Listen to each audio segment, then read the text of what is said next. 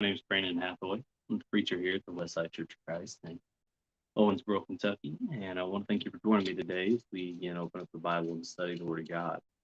We continue to work our way through the book of Joshua as we read a chapter a day. And as we're doing that, I'm looking at some verses so that we can just have a small discussion about it and just encourage each other to continue to study the Word of God and looking to see what it is we can take from this and apply to our lives. And so in Joshua chapter 4, as you're reading through it, the Lord is trying to get the children of Israel to follow Joshua and to respect him as they did Moses, and to see that God is with him as he was with Moses.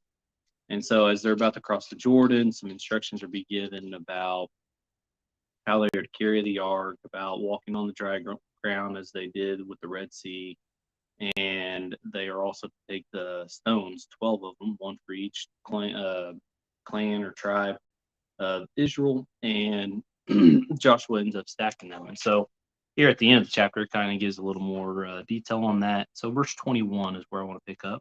Verse 21 says, He said to the sons of Israel, when your children ask their fathers in time to come, saying, What are these stones? Then you shall inform your children, saying, Israel crossed this Jordan on dry ground. For the Lord your God dried up the waters of the Jordan before you, until you had crossed, just as the Lord your God had done the Red Sea, which he dried up before us until we had crossed, that all the people of the earth may know that the hand of the Lord is mighty, so that you may fear the Lord your God forever. And so uh, these stones were a reminder. They were something for, as people would cross by and they'd say, well, what are those for? Or those who know what they were for, they were there as a reminder that they knew what it represented. It represented that the Lord was with Israel, that they crossed over on dry ground, that the Lord had delivered them, that he's the one that provided for them, and was to point them to God.